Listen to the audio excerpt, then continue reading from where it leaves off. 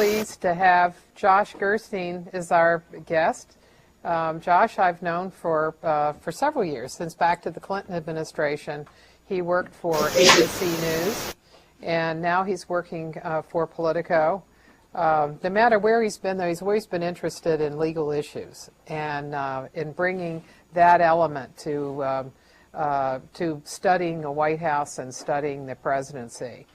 And Josh, I wonder if we could start off first with your telling us how you got into the business. Where did you go to school? What did you study? I went to Harvard, and I majored in government, which is like political science, I think, at a lot of universities. Yep. And Harvard doesn't have a journalism program per se, so you've got to pick something else, even if you're interested in journalism. And did a few internships at the NPR station, WBUR in Boston, for 2 or 3 summers. And then did one at a TV station in Boston, and then eventually got one at ABC News in New York, like the summer before I graduated, and ended up going to work right after I graduated at CNN here in Washington, just after it moved down to First Street. It's near Union Station. And worked in their investigative unit as a researcher and a associate producer for about 3 or 4 years, and then went to ABC, where I was sort of investigative producer. Covered the Dole campaign as what we now call an embed in 1996 for ABC. It wasn't called an embed back then, and then came to cover the White House in 1997 as an off-air reporter producer for ABC, covering the last term of Bill Clinton. Eventually started doing some on-air work and became sort of the weekend White House reporter, and covered a few other things as like an on-air reporter for ABC from 2000, 2001. Covered the first year of Bush from the White House for ABC, then was thoroughly sick and tired of Washington and went to China for 2 years. I'd actually been trying to get out of Washington for a while, but they kept like upgrading my position, so it was hard to leave, and then eventually I was just like, no, I'm leaving. So I wanted to get far away from Washington and went about as far as you could go to Beijing in 2001, or beginning of 2002. And worked there for ABC for about 1.5 years before moving to California and working for the New York Sun from California from 2003 to 2008, September of 2008, when the New York Sun went out of business. And moved back to Washington in January and started working for Politico, covering the White House, but also keeping my eye on the Justice Department and legal courts, things along those lines. So there's a...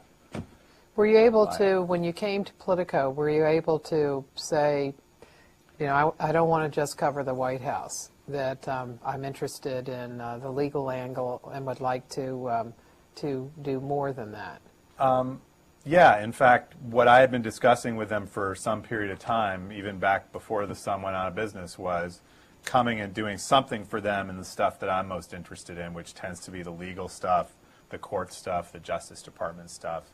And they were interested in having me do that, but at that time they were still navigating their way through the campaign. And then after the campaign, we started talking about that more seriously. But then, frankly, about 10 days before the inauguration, or 2 weeks, I got a call from one of the editors there saying, look, we do want you to do that for us in the sort of medium term, but we really want to hit the White House like with gusto, you know, when Obama comes in, and we'd like to add at least one more person who's covered the White House before, because we have a team of between 7 and, depending how you count it, 10 people covering the White House, which is pretty extraordinary. It is. But only, I think, one of them actually has experience. That's Mike Allen, who actually has experience covering a prior White House. Except the editor, your editor. Our editors, yeah, sure. So there are other people at Politico, Gilbert, yeah. Gene Cummings and various other people have covered the White House. But on the White House team, there's only one person who'd done it before, and they wanted to have at least one more person who knew the ropes and would be able to say, both to our people and to the White House people, like, this is the way it was done. Are you sure we're going to change this? And insist on certain things along those lines. Yeah. Well, that has been very helpful, I think, for Politico. That in a way, that was something the White House itself should have considered, was bringing people in who were familiar, like the press office, of bringing in people from earlier administrations who had a sense of how the place worked, because in some ways they've had a rough start. Yeah, kind of I mean, from we've discussed that before. I think they would have benefited considerably if they had at least even one person in the press office who had been in some prior press office. Probably the Clinton administration would be the ideal choice. I think they wanted to do a clean break and just come in anew. And of course, there's a lot of pressure to bring in people from the campaign who were very helpful and who did jobs and may have done a lot of work or may have worked without pay entirely to give them some kind of a job. So it's hard to then take a slot and give it to a ex-Clinton administration person or something like that. But the continuity is very difficult, and to just be dropped into those offices on January 20th and to think that you're going to be able to run things from scratch without having any idea how it was done before, it's not the smartest thing. And I think even with things like the Easter egg roll yesterday, I just feel like they might be more benefit to having a couple more people around that have a little more experience organizing. Because when they came in, they came in mid-afternoon, because we were both there. I think it was around 3 o'clock or so. Gibbs and Bill Burton came in, and there was nobody else, and so there was nobody to tell them how to start up the computer, and so it took them some while to figure it all out, get the passwords, and so it was. It's been a little rough in some areas. Well, today is a good, especially when you think of all the different things they're doing. And I think today is a good example of the kinds of things they were doing, because it's not been but about an hour since the last event that we went to, which was the introduction of the dog. And the big event of the day. Yeah, it was a big event of the day. I didn't actually go out for it. I was still back in the briefing room, which was basically empty. It was like a ghost town back there. Yeah. Like there may have been the most momentous announcement in the world of World War IV or whatever, and there'd be a few people sitting around eating Cheez-Its in the back of the briefing. The place was almost entirely empty. Everybody was out doing the dog. That was true. But I was looking at some pictures. I was pulling up some pictures from a book that I've got of White House photographs from the announcement of the end of World War II. And all the reporters were in the press room, and I think there were about 30 people max. Today, out in the South Lawn, there had to be over 100 people wanting to record the event of the dog. But today, start with the story that you put up last night, and about the legal left, and then kind of put together how many stories you do. How do you balance them? Like, how do you do the dog, and then do the whole issue of the law and the administration? Well, I mean, part of why I think Politico hired me and hired a couple other people, David Cloud, who came from the New York Times, to do national security and foreign policy stuff. I think the Politico editors recognized that as they moved from the campaign mode to the governing mode to the administration, to simply do sort of political back and forth. The Republicans say this, the Democrats say this, the Republicans are about to drop these campaign commercials, the Democrats are about to drop these campaign commercials, that even the most insightful sort of campaign reporting wouldn't necessarily transfer to covering foreign policy, wouldn't necessarily transfer to covering what are we going to do about Guantanamo. Even when you get into that in the campaign, it tends to be at like a superficial level. Yeah. And so the editors were, I think, quite aware of that. And as they rounded the turn after November and December, we're thinking we need a few more people that can do and are interested in doing that sort of policy coverage. So it's still a balance. I mean, we have people that cover, and indeed I contribute to this thing called the whiteboard, which is almost a Twitter of what's happening in the White House at any given moment. There's a page on Politico called 44. You can go there, and there's a little white box, and what's been happening in the last hour, in the last half hour, who's been spotted in the driveway, what's the talk in the briefing room, is the door on fire because of some mechanical problem. I mean, it can be a very minor thing. You know, bees have invaded the Northwest Gate and are attacking the press corps and guests or whatever. Or it can be the president's about to appear to make an immediate statement on some subject. So you have that level of reporting, which is like the one-line level, to the full-scale story, which might be up to 1,200 words long. And then you have sort of some other gradations, a somewhat shorter story. I have a blog, so some things you put on a blog post. And then we also have something called a module, which is a story that's probably 3 paragraphs to 5 paragraphs long, like not very long, but not to be disposed of in a few sentences. So I don't know, there's discussions going on all the time with editors about what merits a line, what merits more than a line, and what merits a full story. And at any given moment, we're sort of juggling like where to put those different categories. So You've written a couple of stories about the Justice Department and the prosecutors and the criticism that they've been receiving by federal judges. Now, how did you come up with that, and what kinds of conversations did you have with your editors to decide what attention, how much attention that merited, and what have the results of those stories been? Well, I mean, the most recent one we did largely was a result of going to see the Ted Stevens.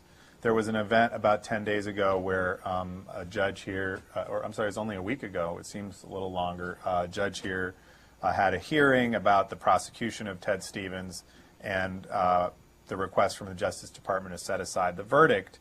And I went and attended it, and another Politico reporter also went and attended it, and he had covered the trial, so he ended up writing the story of the day about here's what the judge said, et cetera, et cetera. And we were looking for a way to play off the story, to come up with a second story. You know, whenever there's a momentous event of some kind, we're often looking for, let's do a main story about the main news and a bounce piece, we'll call it sometimes. Different people have different names, words for it. So at least one of those stories you're talking about where the federal judges are fed up or something along those lines was basically, you know, I had come across for a blog post I was doing the day before a judge that had basically gone crazy on some Guantanamo prosecutors or some government lawyers in a Guantanamo case, saying, you know, that he was, she was fed up and threw the prosecutor off the case. And so I had heard about that one, and then we had seen another example that McClatchy had reported from Judge Sullivan the earlier week, also on Guantanamo, being very dissatisfied with the government's handling of one of those cases and telling the prosecutor or the government lawyer that he had to file a copy of this order in every Guantanamo case in the whole court, of which there's like 200 or something like that. So he was really mad at them there, and basically thought it would be interesting to stitch together a few of these examples and talk to some people about whether there's a credibility crisis or some sort of you know, concern judges have that the Justice Department people aren't being truthful with them. And when I talked to people, people did say there seemed to be a flurry of these cases recently. Sometimes at Politico, we tend to try to put that all into the frame of Bush screwed this up and Obama thinks he's going to fix it. And sometimes I have to push back against that a little bit because it's not always that simple, that framing. I think it's very common tendency for Politico to try to put things in that framing, Bush versus Obama. Sometimes it doesn't quite fit, and a lot of the stuff with the Justice Department, it's not quite that simple. I mean, the public integrity section did not prosecute Ted Stevens, who was a very senior Republican senator, because it was in President Bush's interest to harass a senior senator and get him driven from office on the verge of an election. They did it because they thought they had a case against him. So the better case against the Bush people, if there's one to be made, is one of sort of mismanagement and arguably lax standards and things like that. It's not necessarily a political case of the Bush Justice Department did this to Ted Stevens. I think it's more complicated. So how do you get to that, and how do you put it all together? Who would you talk to? What kinds of people? You mean source to gather information? But just generally what kinds, not necessarily what people. Sure. Well, on a story like that, I would call defense attorneys that I might know around town that I've dealt with on other stories, not just in Washington, but other parts of the country. I would call, especially trying to talk to former Justice Department people who would be able to tell you what's the thinking at Justice, have things changed, are people demoralized, and so forth. You try to reach people currently at Justice, but people generally are very skittish about talking in that environment. And also they're very defensive about, some of this public integrity is a very sort of insular section in a sense. So no one's going to say, oh, they did a terrible job, those prosecutors, they should be in jail. I think people are very concerned with injustice about that. And a lot of people feel that the judge went overboard in some of the things that he said and things along those lines. So you'd call those people. You'd call people in Holder's office, Attorney General Holder's office, or the press office at Justice to see what they say about it, because they know that this criticism is out there. Law professors and other people that might have insights into, how to deal with it. Where did your story come from that came out last night on the legal left? Is that an accumulation also? Yeah, it really is sort of an accumulation. I mean, we've been looking, one of the themes since the Obama administration started on these legal stories is how different is Obama going to be? Is he going to make a 90-degree turn? Is he going to make a 180-degree turn from what Bush was doing on Guantanamo, on state secrets, on a variety of other issues? Because the campaign, he really made it sound like he was going to do a 180 on a lot of this stuff. Like Guantanamo, we're closing it up, and state secrets, it's an outrage, and Bush has been running the Justice Department in a crazy fashion, and we're not going to allow politics over there. And a lot of sort of blanket statements get made in a campaign by both sides. I'm not, McCain made a lot of blanket statements. He would never issue a signing statement on any bill, he would ban them or whatever. And so Obama tended to be more nuanced, but at least the way people received the messages, they got the sense that it was going to be a major change in direction from Bush. And so one of the things we've been watching, and I've been watching, is it a major change in direction? And the answer seems to be, aside from a change in rhetoric, I haven't seen a major change in direction yet. I've seen a willingness to have some more transparency, although primarily with your predecessor's information. I mean, I'm glad to get the memos that they put out about what the Bush people thought about various issues, but that's not really transparency in its pure sense. I mean, that's transparency in its pure sense is like showing us your process. What are you doing? What's this White House doing? Not what did the old White House do? So I just think the jury's still out on some of that. So this story about the legal left is sort of a sense that I got from looking at various blogs, looking at various articles and various comments and TV programs and others, that in the last couple of weeks, a couple of events, one having to do with a filing that was made on state secrets in a case in California involving the warrantless wiretapping, and another thing that was dropped late Friday night appealing a ruling over Bagram in Afghanistan and whether prisoners in Afghanistan should be able to go to court or not, where Obama basically aligned himself in both those cases 100% with the Bush position. Some people would say that in the California state secrets wiretapping case, Obama actually took a more aggressive position than the Bush people did. And so I felt like those two incidents kind of pushed people who've been on the fence saying, he's new, Holder's only been in a couple months and took him a while to get confirmed. They're getting their sea legs. We got to take a wait-and-see approach. They're just getting their bearings, or maybe these filings weren't run all the way up the chain of command. There are about 10 different excuses we've been hearing for the last 2.5 months from sort of liberal lawyers and civil libertarians for excusing what they don't agree with that Obama's doing. I felt like with the last couple of incidents, we're getting closer to the point where more of them are saying, we're disappointed. They're willing to say we're disappointed, and this is not what we think he told us they were going to do. I'm not saying it's an enormous groundswell at this point, but I think among a certain group you see a more open willingness to say, we were saying benefit of the doubt before, but we really are very concerned now that he's going off in a direction that we don't think it's what he promised. Uh-huh. How long does an article like that take you to do? This one? Well, I mean, it just depends what you're going to consider to be, the one about the legal left. The truth that the writing of it only took me a couple hours because I was pressured for time to do it. But, that's usually after I've been looking Right. for various sources and quotes and gathering a file on my computer where I put, different chunks that could go in the story. So the writing of it, the stories on Politico don't tend to be terribly long. That one was probably in the 800 or 900 word range. At least I think we may have added a little bit to it at the end. But the bulk of the time is just, as we call it, gathering string for stories. And rather than just saying, oh, that's interesting, and throwing it away, in this time with internet and so forth, I think it's a good idea to just record it, put it in some notes, and then you try to tie it.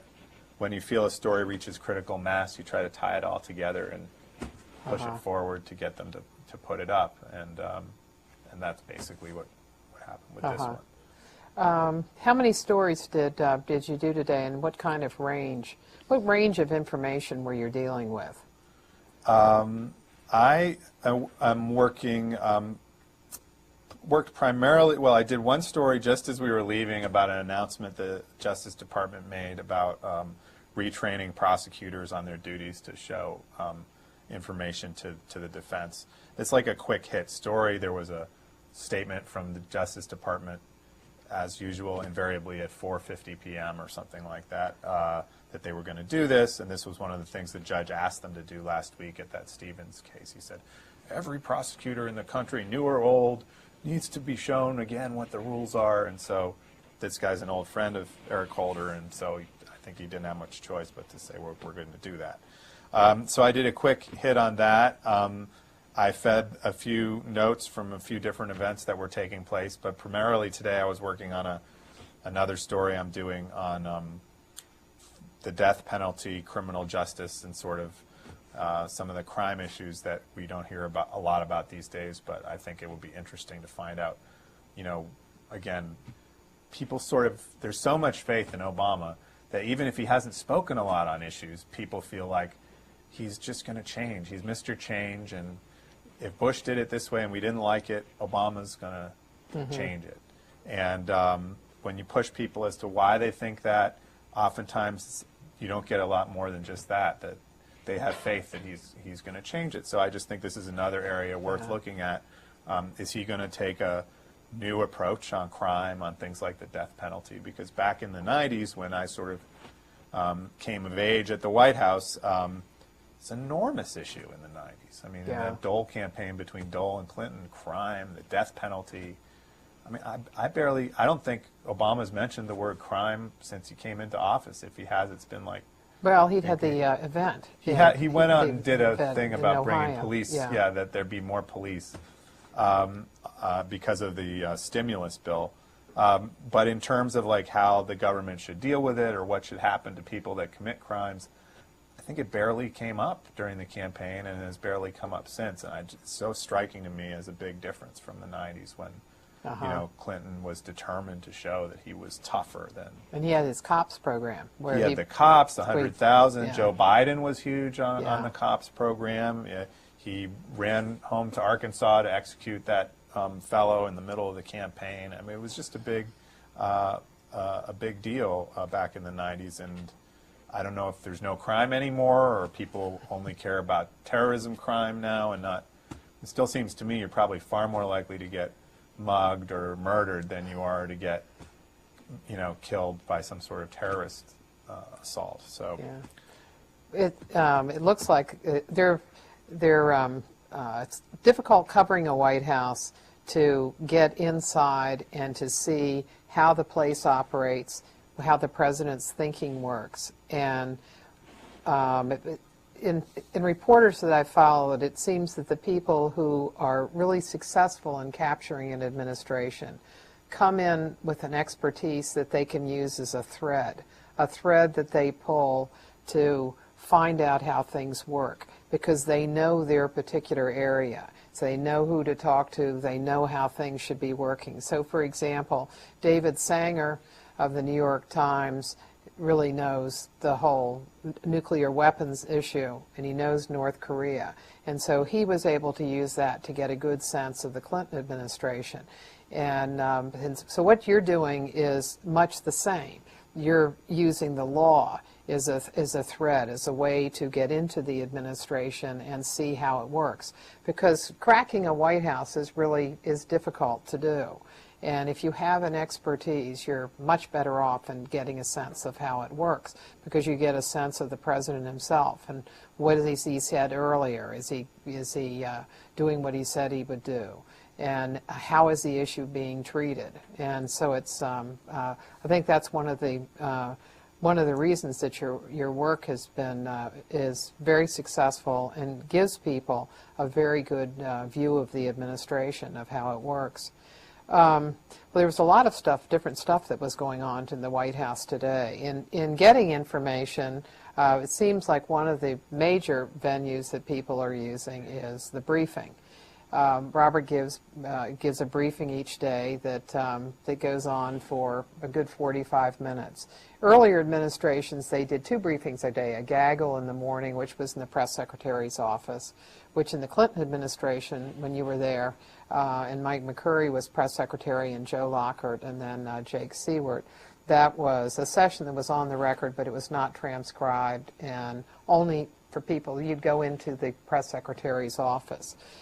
Dana Perino stopped that when she was press secretary, and she stopped it in September of 2008, and it has not been restarted. And so what had been a somewhat informal session, all the Bush people made it more formal. They brought it out in the briefing room, right? They did. With September 11th, Ari Fleischer did have it in his office, but it was transcribed. Right. And it was transcribed and sent around the administration. Right. And another aspect of it, too, was that there was a camera on the ceiling of the briefing room, so that there was not one in the press secretary's office. So when they moved it out to the briefing room, not only was it sent around the transcript, but also you could watch it. If you were internally in the White House, they have their own television channel. Right. And so they used it. So he could not do any informal kind of discussion. I mean, his bosses were always watching, whether it was Ari or then Scott McClellan or Dana. They just never took it back. Tony Snow tried once, one day, right. And there were so many people, he just decided not to try the experiment, although I think it actually would have worked. But so now everybody there's no gaggle, and if you want to get information from the press secretary, you show up at whatever time he's giving it, which was today. It was late. But ended up being, well, yesterday it was worse. Yesterday, right. I think it was 3-something yesterday. Yeah, I think it was only about 1:30 today. Right, that's true. Yeah, and it becomes difficult to write a story. What kind of information do you get out of that briefing? And how do you decide what kind of questions you're going to ask? Because you asked a question today. Well, I mean, we don't always get a question. I mean, part of it is Gibbs has been very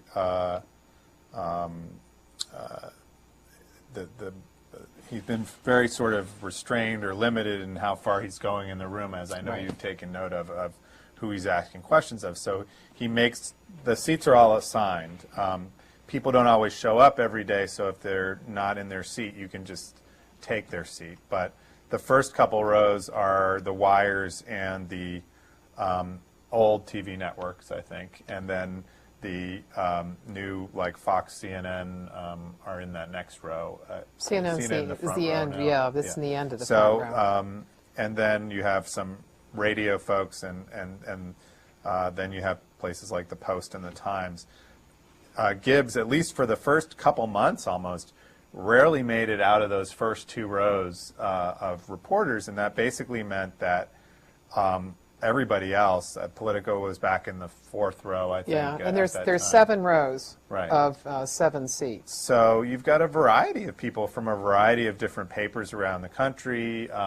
You've got some folks from new websites like sometimes Huffington Post, sometimes Real Clear Politics, and places like that. You have other radio people who show up. You have foreign television networks that show up.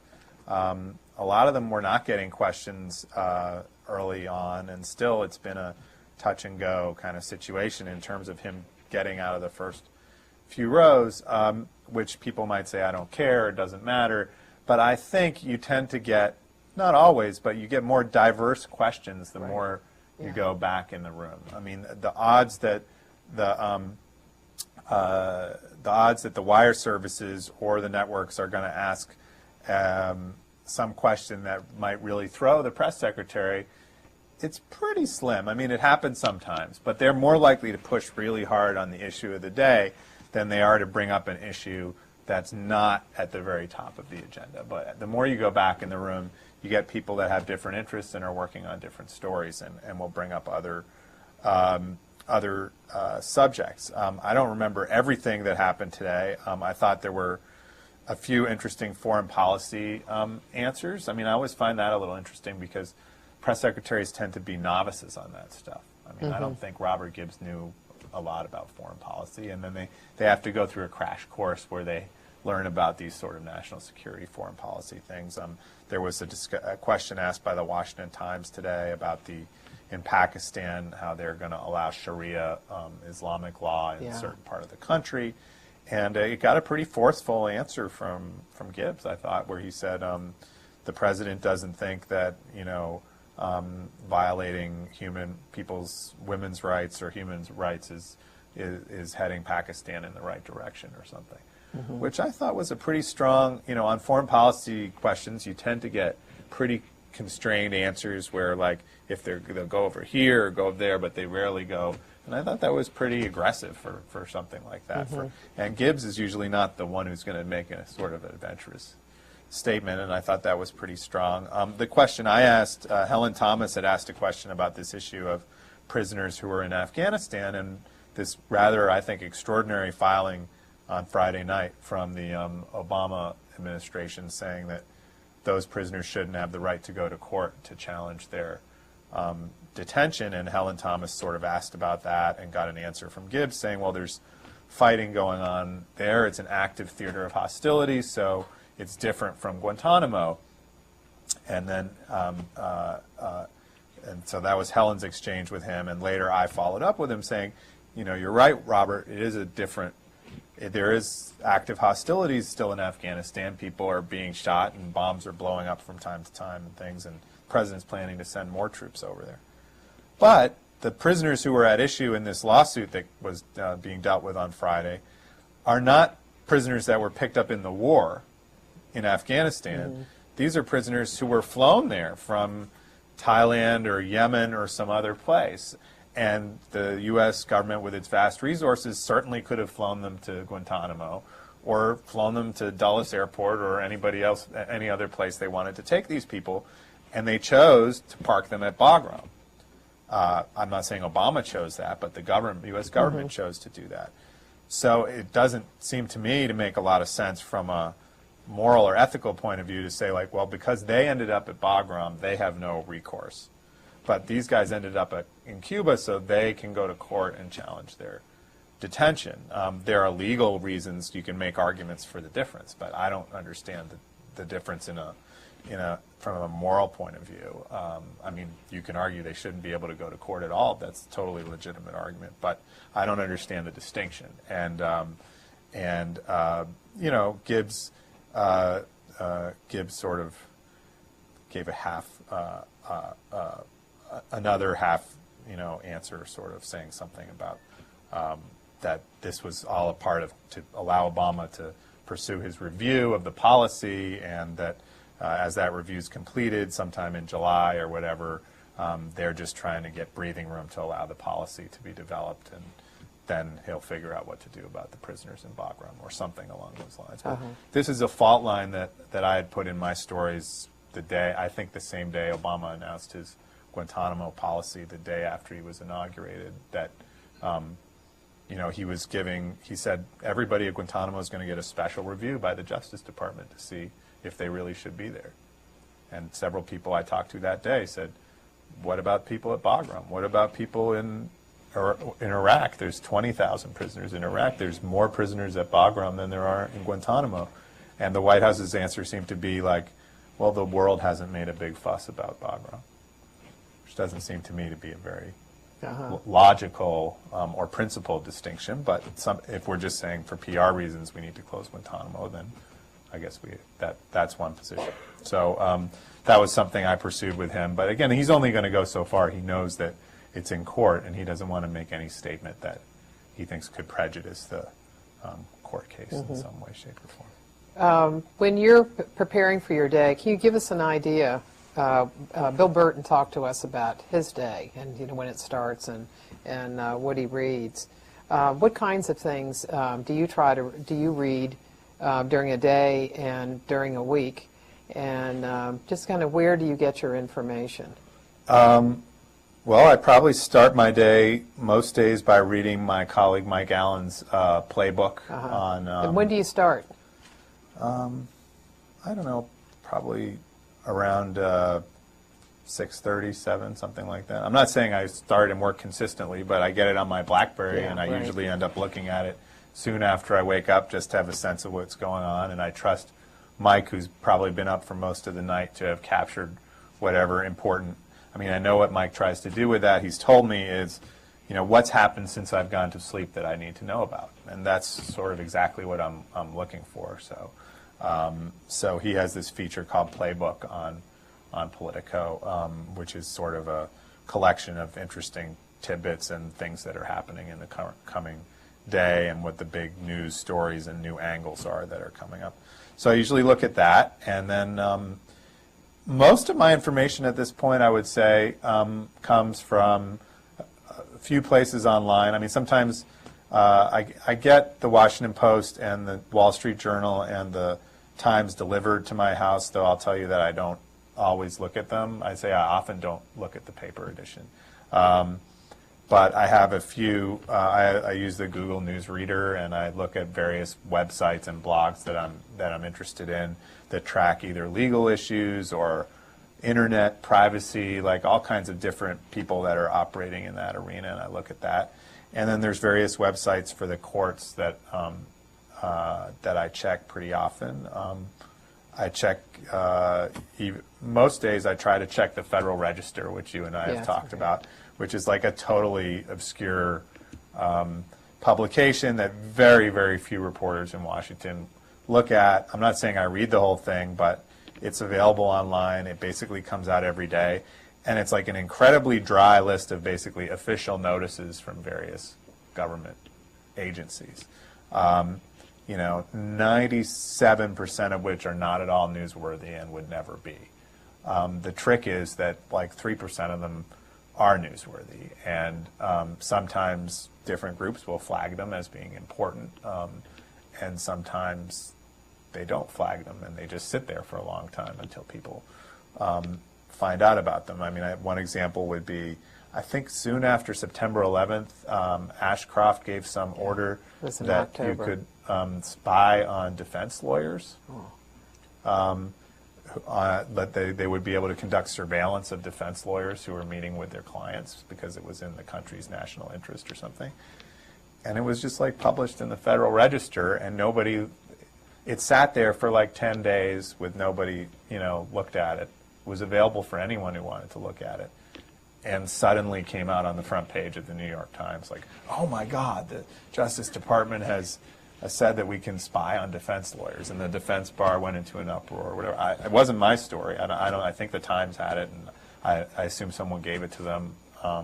But so there's news there, but it's just, you have to balance. You could spend half your day trying to read all that stuff, and you wouldn't necessarily be able to always discern what the news is. One of the good stories that you got out of the Federal Register was what was there and was not on the White House website or had not been released to reporters. Right. Well, I just had a feeling things were so haphazard the first few weeks there about when we would get stuff and when briefings would come out and when they would email stuff out. It would come out at 2 in the morning or the following day, and you just had a sense that things were loosey-goosey, basically. So I decided, the official things that the president does, like signing bills, like signing executive orders, like formal memoranda and declarations, and even things like proclamations, like National Heart Month or whatever, all that stuff from the most important to the most trivial is sent to be published in this Federal Register. And so I figured I ought to look through there. I think we also, maybe you had heard from some people that at least one thing hadn't made it. So I said, well, I'm going to go through and see what presidential stuff is in there for the first 3 or 4 weeks of Obama administration. And sure enough, there were 7 or 8, I think, items up till that point that they'd never released. 2 of them were executive orders. To the press, yeah. 2 of them were formal executive orders. I don't remember the subject matter, but I think one of them was realigning the Domestic Policy Council or something along those lines, which is a pretty important group, or considered an important group in the White House. Another was changing some presidential determination on from foreign country, and there were a variety of things, some of which were somewhat newsworthy that they just had never told us about. And I don't think they were trying to cover them up. They were just going between the cracks. So so I did a piece about that, and suddenly they started emailing some of these things out, or posted them on the website that night. Because and it was funny because a couple things had been noted by like trade press or whatever, like Obama decided to cancel the entire process for how the government reviews regulations. There are certain publications that follow that kind of thing, and some people did notice that. Some AIDS activists, I think, noticed that when they redid the Domestic Policy Council, they eliminated the slot for the AIDS czar or whatever. I didn't see that till after I wrote my story, but some random person had noticed it. So some of these things were newsworthy to some people, but they never announced them. They've gotten much better about it since I caught them on it once, then twice. There were actually bills that the president had signed, like legislation that he signed about 2 weeks ago that they didn't announce and have never announced. You would think a bill, like it's going to go to Congress or come from Congress and be recorded in the law books for eternity, that they might put out a press release saying the president signed. What are some other things that you read or do as part of news gathering? Well, in addition to looking at those news readers and the Federal Register, there are certain cases that I'm tracking that I'm really interested in that are in the court-specific cases. And so I will look at their dockets a few times a week to just see if there's anything new happening. There's a page on the Federal District Court website here in Washington where you can look at decisions or orders that have come out in the last day or so. They also have a whole section devoted just to the Guantanamo litigation where you can see, again, the same kinds of orders. And it sounds terribly time-consuming, but once you've done it a few times, you can you don't have to spend more than a minute just looking at it, and you can kind of see, it's pretty easy to distinguish the Guantanamo cases from the run-of-the-mill litigation by looking at, frankly, the names and the, so-and-so, Mohammed versus Bush or versus Obama now. It indicates that the chances are that that's a Guantanamo case. So you can go through there and just click on them and see what the judges are saying sort of in real time. There's usually 2 or 3 of those decisions a day. And so I look at some of that and like I said, look through these blogs and so forth where people are reading, commenting on this kind of stuff. I remember during the Lewis Libby trial, Fitzgerald decided to put up all of the exhibits. And they were very instructive as to how communications worked in the White House and in the Vice President's office. Right. I just found those just fascinating. So there's a lot of information out there that but it takes a lot of digging. Yeah, well, and we live in this era where if stuff is on the internet, it really becomes a question of organizing it and organizing your time to decide what you're going to devote time to looking through. I mean, almost not everything is out there, but a lot of stuff is out there, and sometimes it's such a fire hose of information that Yeah. it's hard to figure out. It's hard to Right. figure out how to deal with it. Yeah, that's is true for people in the White House too. I asked Josh Bolton when he was chief of staff how he dealt with. There's so much information out there, but there is so little understanding. And how do you deal with that? And he said that was actually one of the big parts of his job. That's what he had to do for the president, is try to bring some, synthesize it and bring some understanding to it. Are there blogs or other places that you find that are very good at synthesizing information? I mean, it depends what you mean by synthesize. I mean, the stuff I'm looking at more has to do with like raw, they give you more Yeah. raw information, like somebody who goes and posts whenever they think there's an important decision on some subject matter. The blogs that I check out, some of them are frankly my friends. Mark Halpern, who used to work with at ABC News, has The Page politics blog that tracks stuff and is pretty. They don't do a lot of original reporting there, but they're very quick to point you to important stories that other people are doing. Mark Ambender, who's at The Atlantic, who's another former colleague of mine from ABC, seems to have an incredible range of ability to synthesize subjects that are incredibly diverse, that I can't mimic his range, but he seems to have very informed analysis of stuff, both in politics and the legal realm and so forth. So I look at his stuff. He's one of the names in my blog, in my reader, and Ben Smith, our guy that does a politics blog for Politico. I see everything that he does too, because I just think it's very, I feel like he's very sharp on top of what's happening with the White House and so forth. Do you find that that covering the White House now is very different than it was in covering the Clinton administration?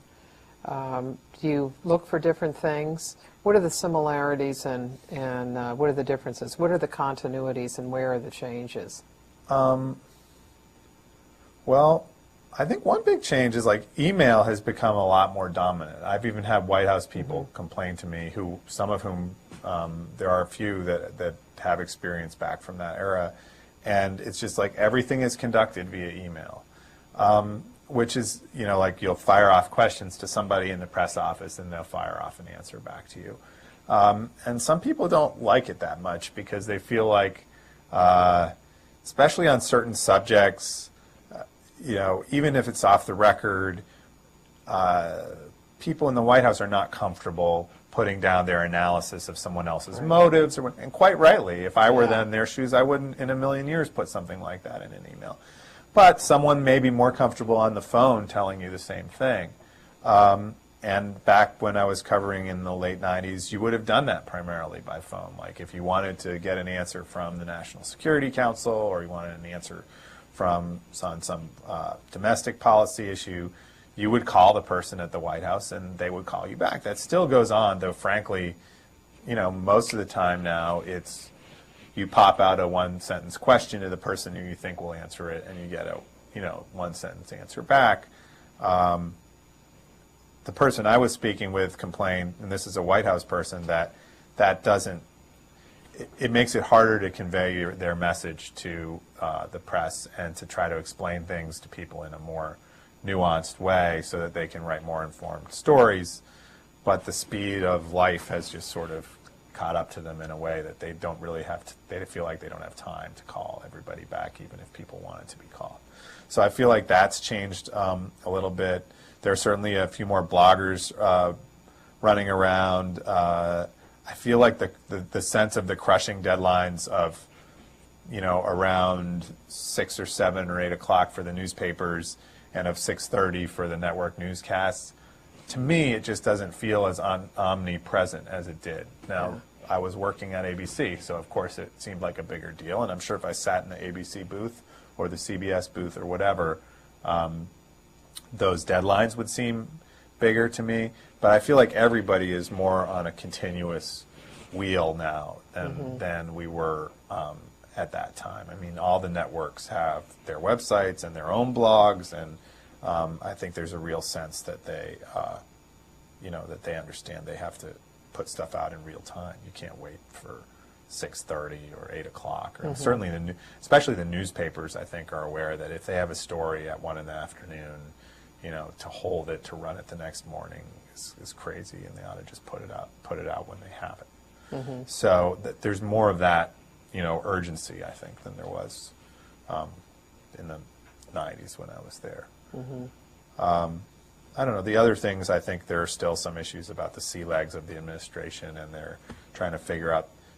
I arrived in 1997, and the Clinton people had 4 years, tumultuous years already, where they'd run through as press secretaries and tried a variety of things that failed before they got a bit of a rhythm down for themselves. And I don't think the Obama people have been through that, have had that full shaking out period. I mean, I understand that I've been listening to people that went on this recent trip to Europe that they were not at all happy with the way the press was accommodated.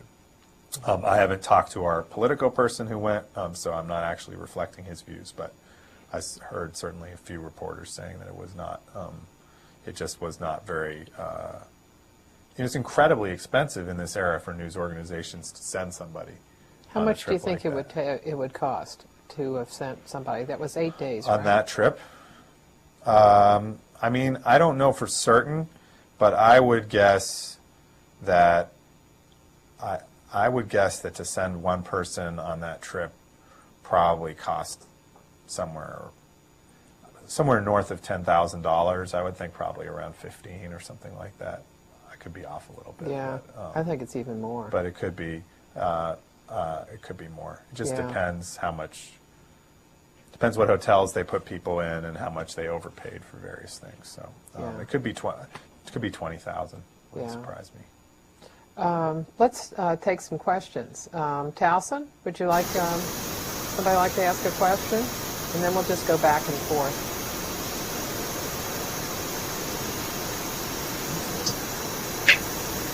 Houston, are you there?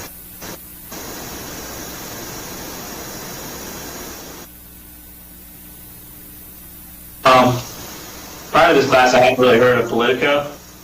And do you guys intend to kind of market yourselves more as a mainstream news source in the future, or do you want to remain as in the political circles and just kind of cater to the political science, not political science, but political crowds? Here's people on this side right. of the room, I mean, I'm not the best as a reporter. I'm not the best person to speak to our marketing strategy, but I do know that as other newspapers have been cutting back, Politico has been trying to sell its political coverage product to individual newspapers. I think Reuters has bought our product, so rather than trying to have a huge political coverage operation of their own in Washington, they're trying to use our stuff and then put it out on their wire. I know there are a bunch of newspaper websites that use Politico's material. I don't think you're going to see a huge national advertising campaign, because I think Politico's business model is a little different, which is I think every website wants to have as many visitors as they can possibly have. But I think Politico's model is also very focused on who is visiting the site. In other words, if they could tell advertisers that half the people in the White House are on this website every day, that might be a lot more valuable than if they can tell advertisers we can get 100,000 views a day, or so many people in Duluth or Houston or Los Angeles are looking at this website. I mean, I don't think that it is intended to be a mass audience website. I mean, we all want as much traffic as we can get. If people want to read our stories from anywhere in the world, we certainly welcome them, and we'll try to sell ads that will reach them.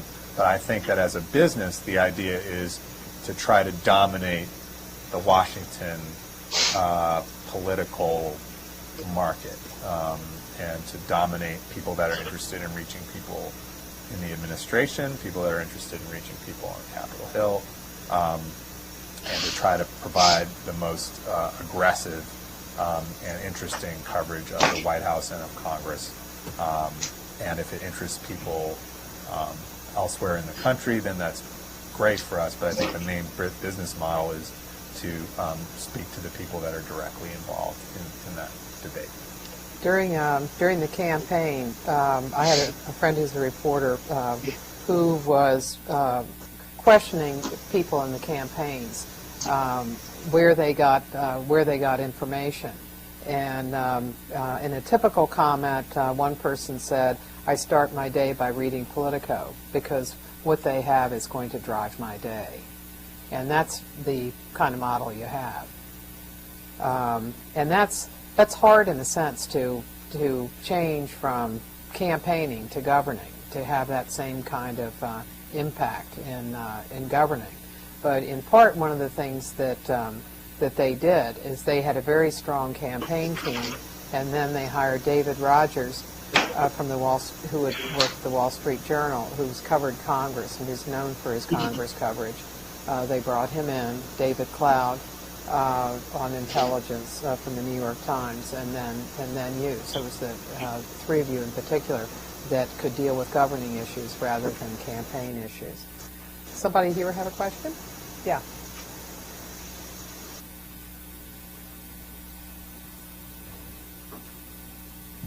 You had mentioned earlier in the interview that with one of your stories, that when you were reporting it back to Politico, that you needed to sort of steer it from a track that Politico wanted it to be on, you know, the Bush versus Obama.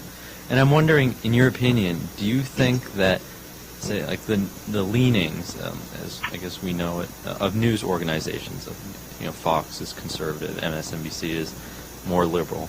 Do you think that in any way affects journalistic integrity by saying, like, you can only report certain things in certain ways instead of what you actually believe is happening? Do you think that affects your writings? Well, I think there's a few different issues there. One, I hope I didn't make it sound like they were trying to tell me that it should be like pro-Bush or pro-Obama. It was not that. It was that there's a tendency coming out of the campaign to view everything in the mindset of, I mean, people forget it was actually McCain who was running. Obama ran against, not Bush, but in any event, that there's that for part of the year. Yeah, there's that way of viewing the world, that it's all a struggle between these two opposing forces. And so I think unless the reporters argue strongly that it needs to be approached in a different way, the default assumption is that the story would fit, that almost every story fits into that. Especially any story of a conflict somehow fits into that struggle, big partisan struggle. So in terms of the other question, though, about like leanings and what people want you to cover versus what you cover, I mean, look, that's the job of editors, right? To discuss with you what stories they think you should be doing, and if you're a good reporter, you're always telling them what stories you think you should be doing and what you think the best angle is. And so, you know, if I want to just write exactly what I want to write without input from anybody else, I can just set up a blog and blog to my heart's content. I do think that usually the stories get better, especially in terms of adding context that makes stuff more interpretable. Like sometimes, you know, I think one of my colleagues called my reporting arcane yesterday. So some of that may be, you know, if I'm going to talk about the latest development in the fight over Guantanamo versus Bagram, you have the constant issue of like, how much background do I need to explain that Bush opened Guantanamo because, you know, they wanted to put these people beyond the reach of the law, and they had too many of them in Afghanistan. So you don't know, if you do that, if you lay out the whole story, you have no room for what just happened. And so it's a constant struggle over like how much background to put in. So, I mean, I do think that there are news organizations that have particular political agendas that they're, or more often though, markets. Like, I think that there are some news organizations that are pitching their stories to an audience that thinks about things a certain way. And therefore they move their reporting in that direction. Sometimes that audience thinks about things from a certain political standpoint. Sometimes it's a certain economic class that they represent, or a certain other niche of society. So I don't know. I mean, my feeling is always that I think there's more biases. I think the most serious and problematic biases that reporters have are not on the ideological spectrum, but are often more in the economic realm, and just various other things that prevent certain stories from taking off, that people always scream like bias or partisan bias when there's things like kids' soccer game bias. Like if an event is happening at the time of some reporter's kids' soccer game, it's not going to get covered. And it sounds funny, but they're seriously, especially at this time when news staffs are really shrinking on certain beats. There are only a few reporters covering things, and if one guy's assigned here and one guy's on vacation, and the other guy has a kid's soccer game, a very important story might get missed. And it really has nothing to do with whether the reporters are, I mean, most reporters want to break stories that will be newsworthy, that will get attention and pick up. And I don't think they're intentionally coming at it from a point of view of trying to score particular partisan points. Most. I'm not saying, some of them, there are definitely people who are, and there's a whole branch of journalism that has cropped up in the last 10 years to give places for people who have a particular ideological viewpoint to talk about the news, to report on the news. And I mean, that is what it is. I mean, I think people have figured out that it's a good business proposition, and as long as it's a good business proposition, people will do it.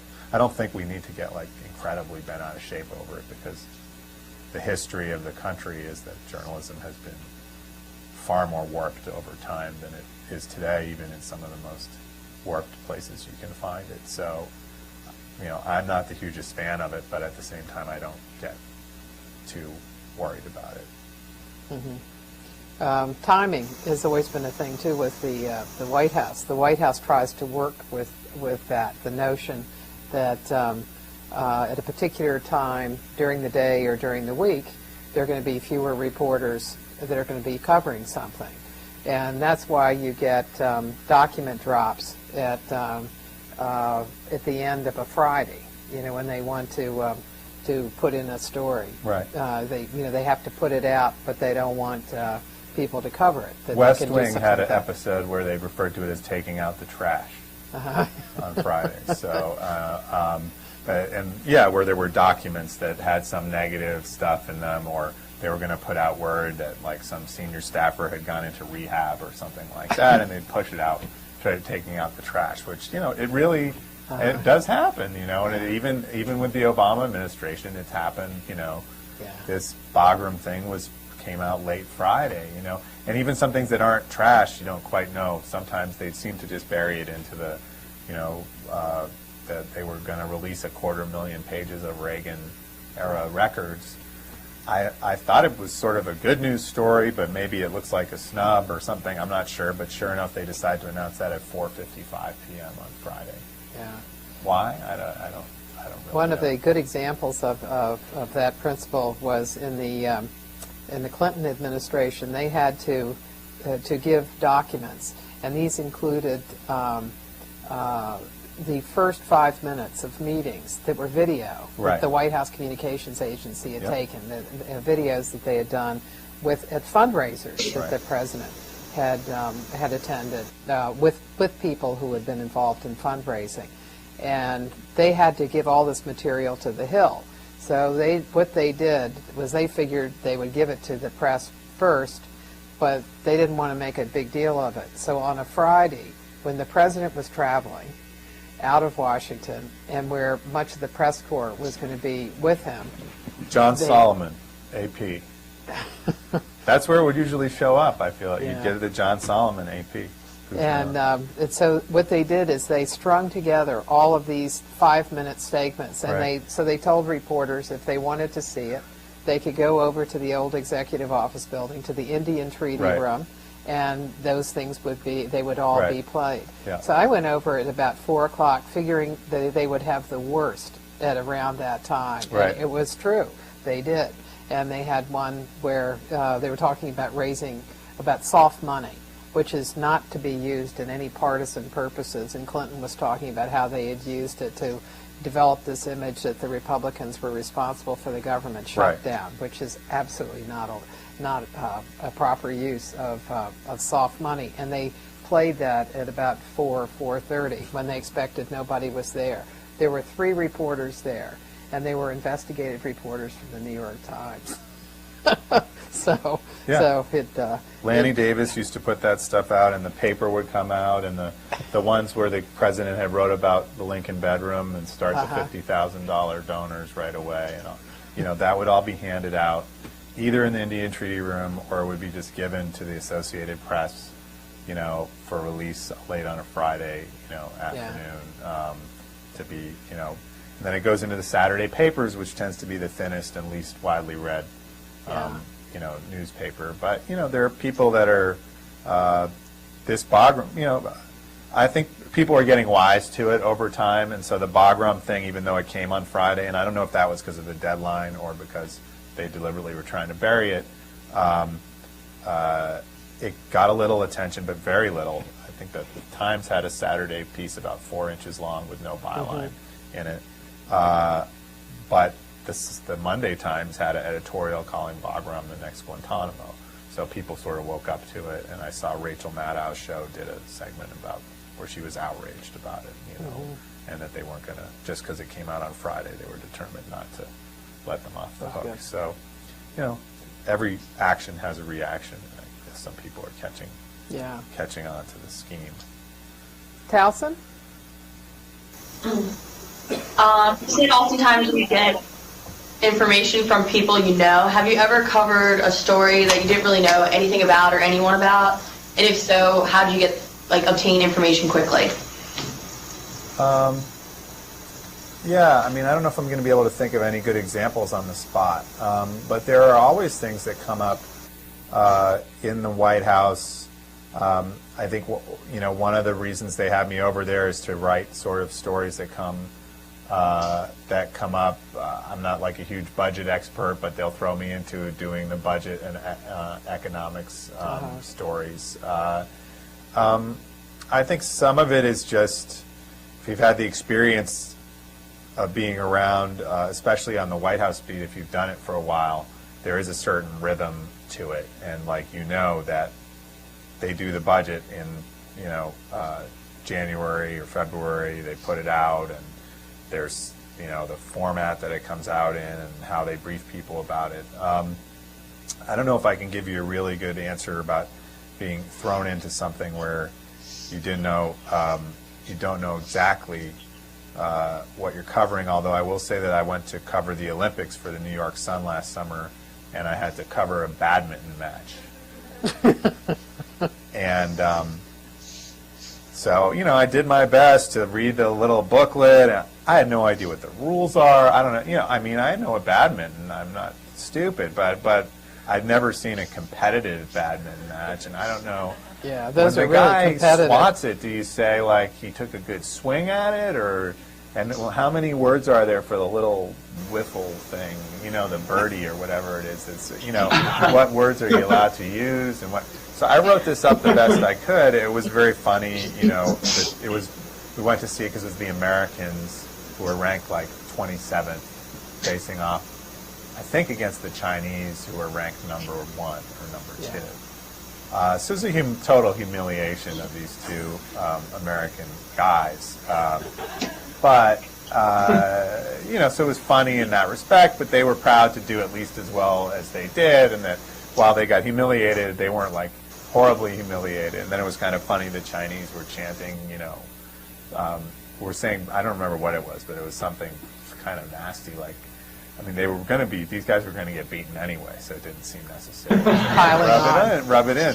So I sent the story into the editor, and I've never written a badminton story before, so if I didn't use the right terminology, I hope you'll fix it or whatever. And the editor just laughed at some considerable length and said, Josh, we've never run a badminton story before, so, I have no idea we'll just run it however you wrote it. So, I don't know, you just, you occasionally find yourself in this place where you have to write something you have no particular experience covering, but, just hope for the best.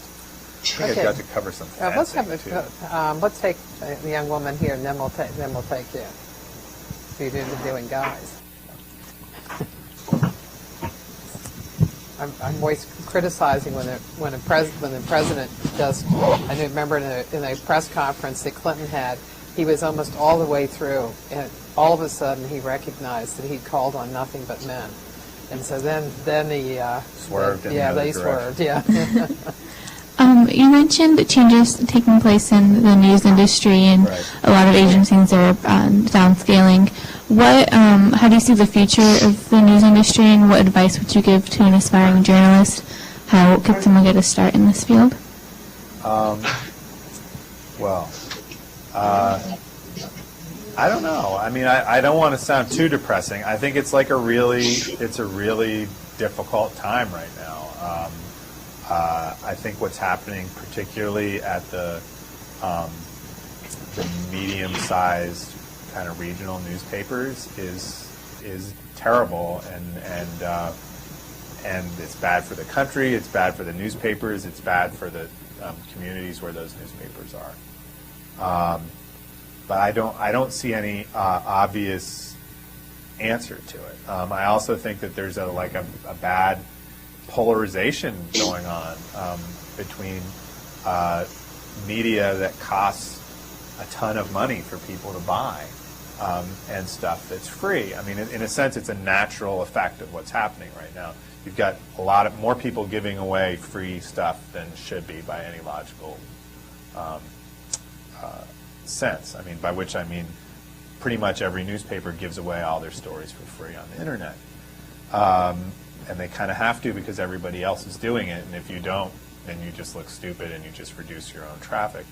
But then you have this other mode that's cropping up and getting bigger and bigger, which is things like Bloomberg, where people pay tens of thousands of dollars a year to have these terminals that have their Bloomberg news. You do get some of it free on the internet, but most of it is in these terminals. And then you have the really expensive Washington news services like CQ and like Congress Daily and things like this. And it really affects things. I mean, I did this story a few weeks ago about a hearing on the Hill where they were proposing this legislation to basically that would affect how the First Lady can work in terms of how open the process has to be if she does any official work. And I happened to be sent a video of this congressional hearing, a link to it, and I watched it, and the Democrats are all like, this is an attack on the First Lady, and you need to think this over, and you need to back off, or the president's going to come after you because his he's very protective of his family. I mean, it almost sounded like a bar fight, like I was watching two people who were about to slug it out in a bar. And I was like, this is extraordinary. This must have been written about. And I Googled and Googled, and there's nothing.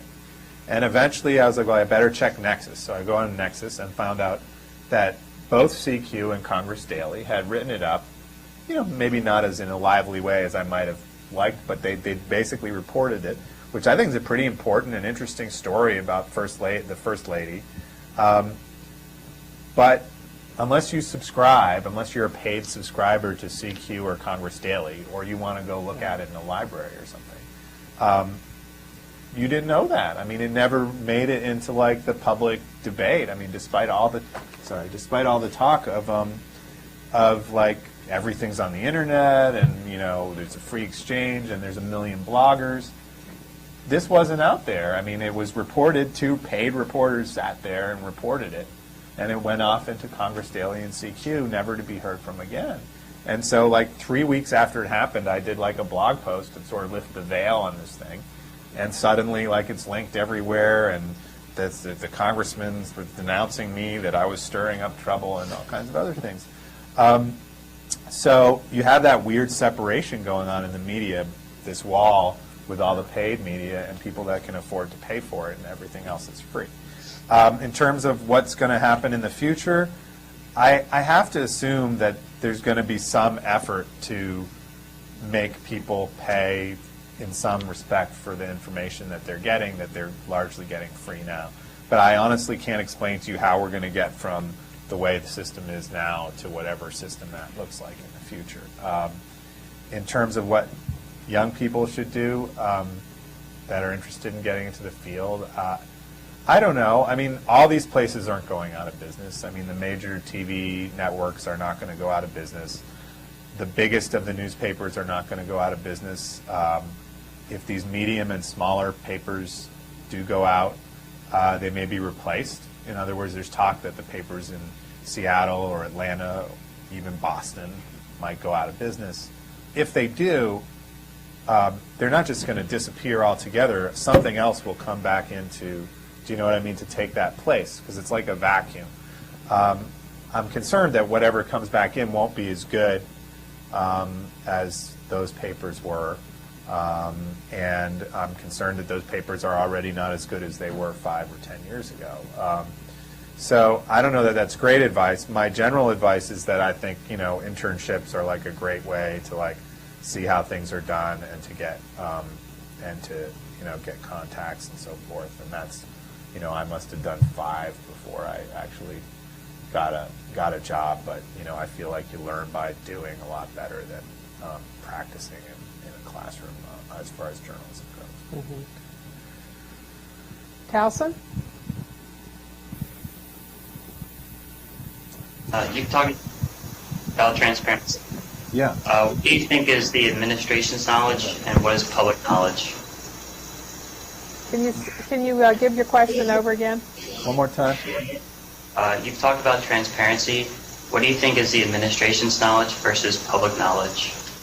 You mean what should they be able to keep private, you mean? And what should they, what does the public have a right to know? Is that what you're asking me? Yeah, or like, is the Obama administration being too much like the Bush administration, not giving out enough detail? Well, I mean, they may not be giving out a lot of detail so far because maybe they haven't done all that much. So that's one possibility. I think that their promises to be transparent are still only partially fulfilled. I mean, I did a piece talking about that. Giving them a report card on various things. I think that some things, they tell us more about the president's schedule than they told us, I think, under President Bush about what the president was doing, or even under President Clinton. But they don't tell us quite as much as they promised. I mean, they made Obama made really sweeping promises. He said that, like, every time, anyone that the White House is the people's house, and the public has the right to know who visits it. And he said that in the context of sort of like anyone coming to advocate on behalf of a specific cause or to lobby, that ought to be public. Well, I haven't seen anything approaching that level of detail of who's coming in or out.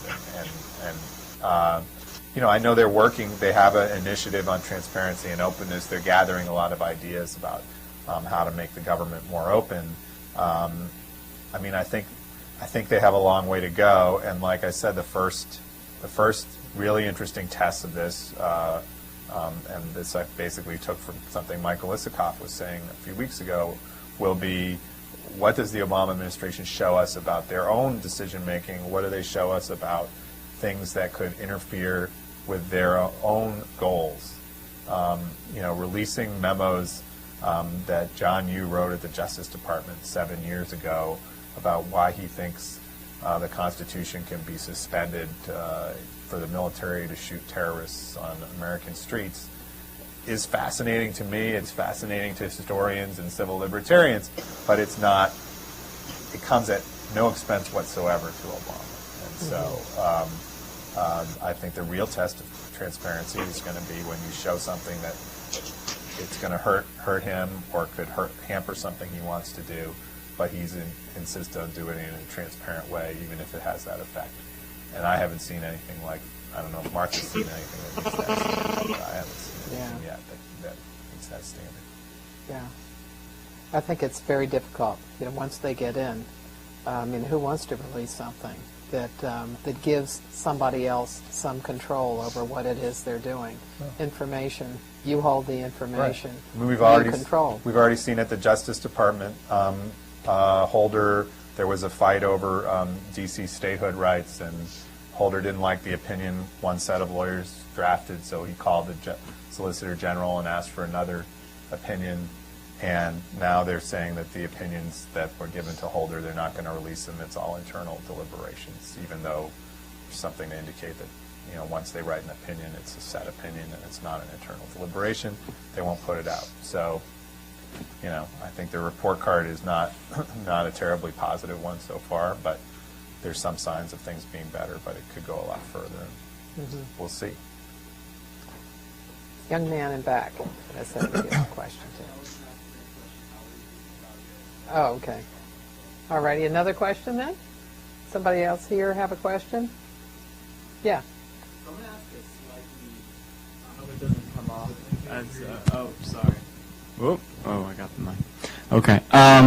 So I'm going to ask a question, I hope it doesn't come off as belligerent, but, That's a nice introduction. Yeah. yeah, well, actually, I worked in ICE's office. I work in ICE's office, yeah. so, yeah, no, I had to take a lot of those calls. Oh, so you know about my story. That was a lot of fun. Right. No, it wasn't. But what would you say to accusations that Politico or other kind of new news media, in an attempt to attract attention, engages in a little bit of sensationalism, just generally not necessarily referring to your piece or anything else? I mean, that was the theme, I think, of this Howie Kurtz story yesterday in the Post, too. Yeah. I think there's a continuum between, like, stories that are really boring and sensationalism. I think that, like, if I write an item like the one on that hearing, the hearing went on for something like more than an hour. I think the chunk talking about this particular issue was 30 to 45 minutes long or something like that. It was pretty long. I listened to it a few times, actually. I don't know. Am I supposed to listen through the whole thing and present the story as a list of, so-and-so said this, had these 5 good points, and this other person had these 5 good points? Or am I supposed to look for what I thought was the most interesting thing that happened, which was this Democratic congressman who was like, you're picking a fight with the First Lady and the President, and the President's going to look for you, and you need to be careful, and he's like pointing his finger, like, you need to be careful, watch out what you're doing. The President doesn't like attacks on his family. Which to me, again, it sounded to me the way it was delivered, like two guys in a bar that, were about to need to be separated for some reason. Now, I'm not saying the whole hearing was like that, and a lot of it was sort of a more mundane kind of back and forth. Sure. But yeah, I think you'll see what our editors said in that Post piece. If the accusation is, do we try to present the most interesting story that we can and put the most interesting part first? Do we put the dessert before the main course sometimes? Sure. I don't think that's like a horrible crime. The other thing on this specific story I would say is we didn't say that it was an attack on the First Lady. That was the way that these Democrats at this hearing were describing it. Yeah, a lot of, yeah. So then what happens is, people that read stuff on the internet, and you can look at the comments on Politico's website, many of them are so polarized that they view everything written by anyone as an attempt to score a point for one side or the other. So therefore, there are a bunch of liberals who see this, or Democrats who see this proposal, and they're like, they're trying to, mess with the first lady and destroy her, And they're like, well, we proposed this last year when nobody had any idea who the first lady was going to be, and a lot of valid counter arguments. And on the other side, when we write about it, my sense was that ICE's office and other Republicans thought some Democrat put us up to write about it. I mean, I don't know. Congress Daily and CQ wrote about it. No one put them up to write about it. It just, if you listen to that hearing, this is by far the most interesting part. So, so I don't think we should apologize for putting the most interesting part of the story at the top, like the old inverted pyramid school of journalism. I think that's the way you're supposed to do it. But I do think that there's a legitimate point that we look at things sometimes solely through conflict, and if there's no conflict, we don't think there's any story.